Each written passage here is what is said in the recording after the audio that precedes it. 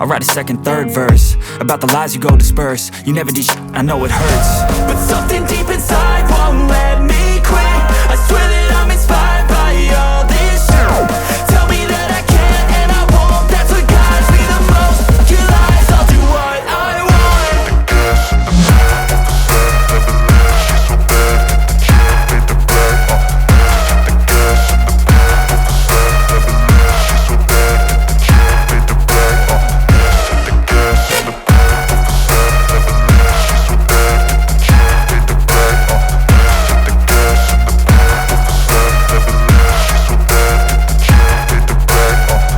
in the back of the set, never leave. She's so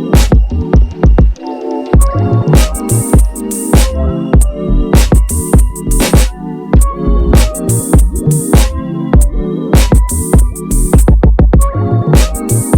can't fade the black. The gas in the back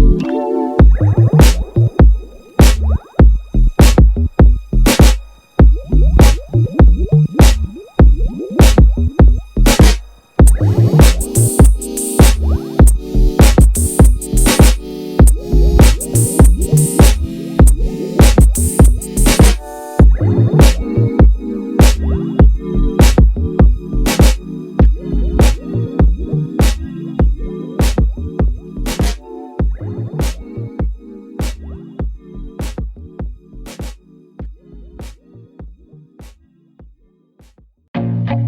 I feel nauseous, believe me. Never had a lot of shit come easy. Had to work hard, struggle just to be me. Had to rise up just so they could see me. Did what I had to do just to feed me. And what was left over I put towards my dreaming. But the only thing in life that has meaning are the things you gotta work for, believe me. Take into your hands a plan, your own hands can land your own brand. And damn, I feel like no one takes accountability. They want the credibility, convincingly unwilling to put in the hours it takes to get some power. Don't be f***ing sour, take a cold shower. Scream until you're louder, work until you're prouder. And f*** all the doubters, they're just your downers. I swear to God they all let me down. I always fought just to wear the crown. I'm off at these fucking clowns who were all taught they deserve an ounce. It's only worth it if you work for it. It's only worth it if you work for it. I won't stop till they hear me now. I won't stop till I wear the crown.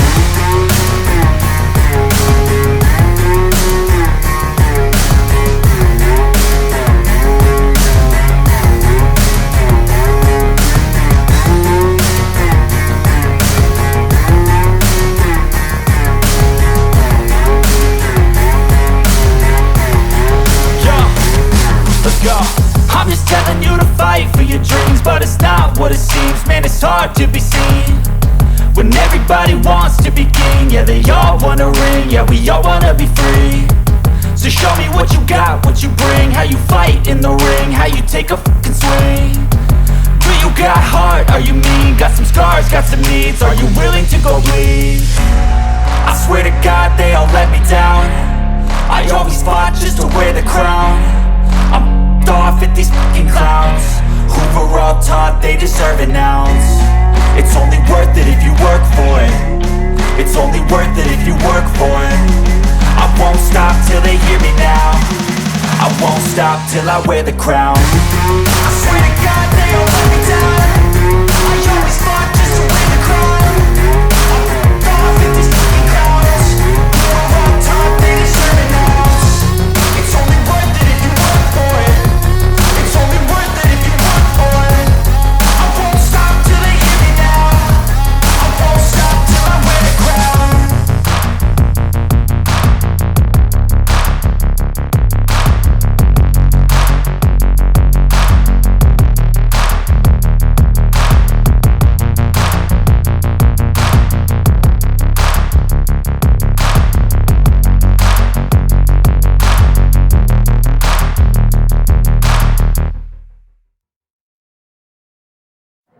You, John Fitzgerald Kennedy, do solemnly swear I, John Fitzgerald Kennedy, do solemnly swear that you will faithfully execute the office of President of the United States that I will faithfully execute the office of President of the United States and will, to the best of your ability, and will, to the best of my ability, preserve, protect, and defend the Constitution of the United States. preserve, protect, and defend the Constitution of the United States. So help you God.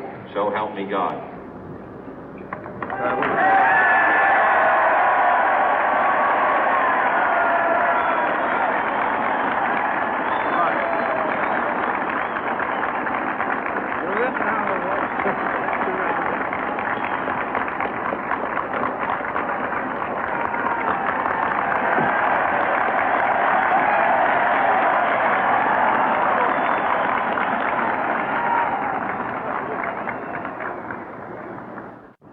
Vice President Johnson, Mr. Speaker, Mr. Chief Justice, President Eisenhower, Vice President Nixon, President Truman, Reverend clergy, fellow citizens. We observe today not a victory of party, but a celebration of freedom, symbolizing an end as well as a beginning, signifying renewal as well as change. For I have sworn before you and Almighty God the same solemn oath our forebears prescribed nearly a century and 3/4 ago. The world is very different now, for man holds in his mortal hands the power to abolish all forms of human poverty and all forms of human life. And yet the same revolutionary beliefs for which our forebears fought are still at issue around the globe. The belief that the rights of man come not from the generosity of the state, but from the hand of God. We dare not forget today that we are the heirs of that first revolution. Let the word go forth from this time and place to friend and foe alike that the torch has been passed to a new generation of Americans born in this century, tempered by war, disciplined by a hard and bitter peace, proud of our ancient heritage, and unwilling to witness or permit the slow undoing of those human rights to which this nation has always been committed and to which we are committed today at home and around the world.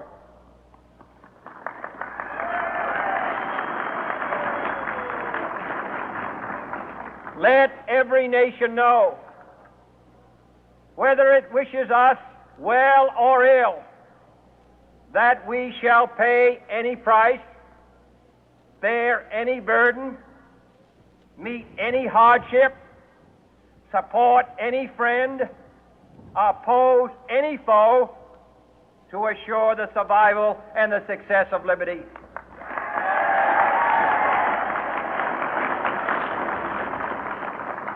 This much we pledge and more. To those old allies whose cultural and spiritual origins we share, we pledge the loyalty of faithful friends. United, there is little we cannot do in a host of cooperative ventures.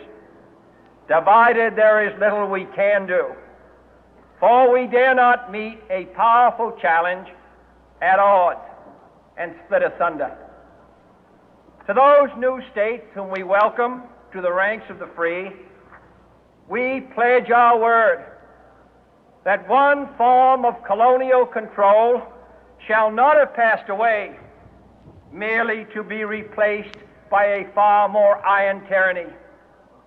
We shall not always expect to find them supporting our view, but we shall always hope to find them strongly supporting their own freedom, and to remember that in the past, those who foolishly sought power by riding the back of the tiger ended up inside.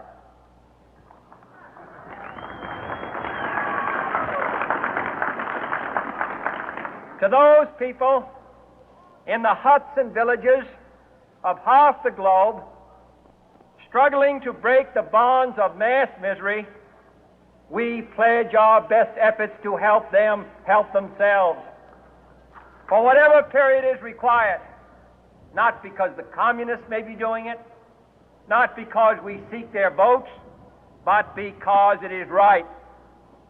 If a free society cannot help the many who are poor, it cannot save the few who are rich.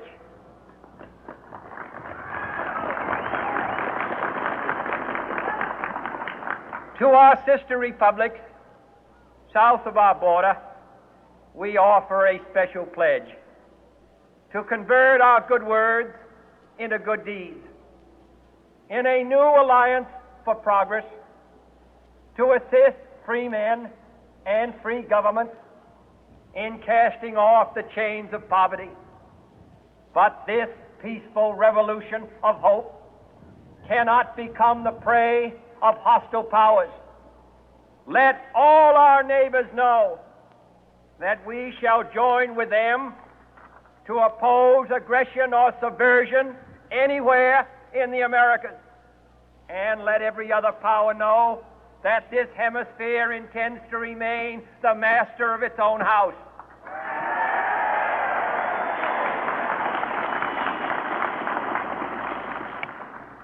To that World Assembly of Sovereign States, the United Nations, our last best hope, in an age where the instruments of war have far outpaced the instruments of peace, we renew our pledge of support to prevent it from becoming merely a forum for invective, to strengthen its shield of the new and the weak, and to enlarge the area in which its writ may run. Finally, to those nations who would make themselves our adversary, we offer not a pledge, but a request that both sides begin anew the quest for peace. Before the dark powers of destruction, unleashed by science, engulf all humanity in planned or accidental self-destruction, we dare not tempt them with weakness, for only when our arms are sufficient beyond doubt can we be certain beyond doubt that they will never be employed. But neither can two great and powerful groups of nations take comfort from our present course, both sides overburdened by the cost of modern weapons, both rightly alarmed by the steady spread of the deadly atom, yet both racing to alter that uncertain balance of terror that stays the hand of mankind's final war.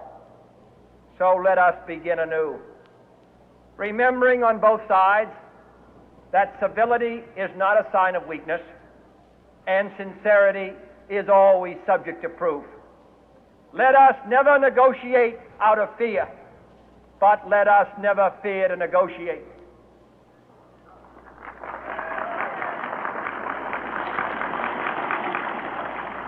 Let both sides explore what problems unite us, instead of belaboring those problems which divide us.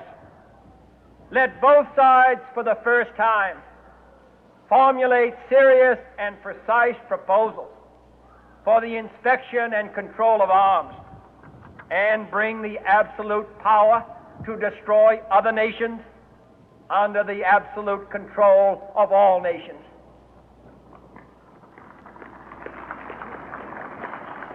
Let both sides seek to invoke the wonders of science instead of its terrors.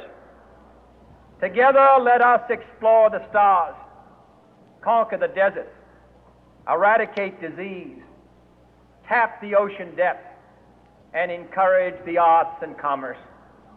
Let both sides unite to heed in all corners of the earth the command of Isaiah to undo the heavy burden and let the oppressed go free. And if a beachhead of cooperation may push back the jungle of suspicion, let both sides join in creating a new endeavor, not a new balance of power, but a new world of law, where the strong are just and the weak secure and the peace preserved. All this will not be finished in the first 100 days, nor will it be finished in the first 1,000 days, nor in the life of this administration, nor even perhaps in our lifetime on this planet. But let us begin.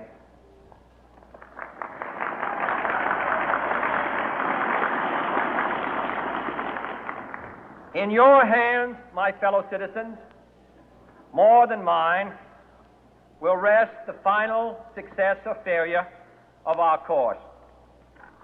Since this country was founded, each generation of Americans has been summoned to give testimony to its national loyalty. The graves of young Americans who answered the call to service surround the globe.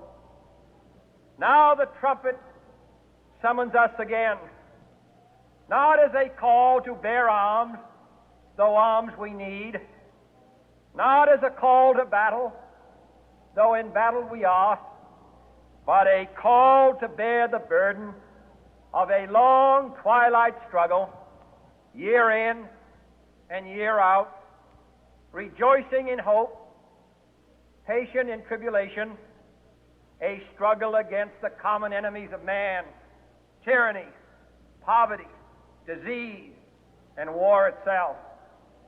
Can we forge against these enemies a grand and global alliance, north and south, east and west, that can assure a more fruitful life for all mankind? Will you join in that historic effort?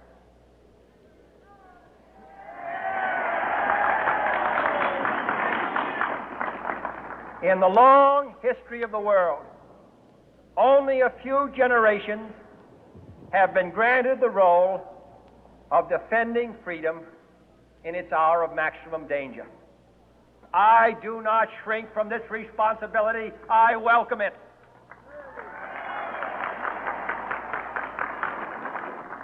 I do not believe that any of us would exchange places with any other people or any other generation. The energy, the faith, the devotion which we bring to this endeavor will light our country and all who serve it. And the glow from that fire can truly light the world. And so, my fellow Americans, ask not what your country can do for you, ask what you can do for your country.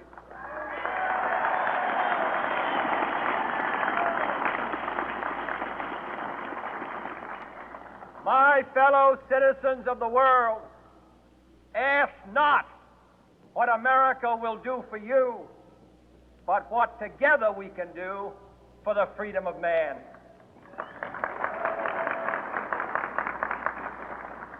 Finally, whether you are citizens of America or citizens of the world, ask of us here the same high standards of strength and sacrifice which we ask of you.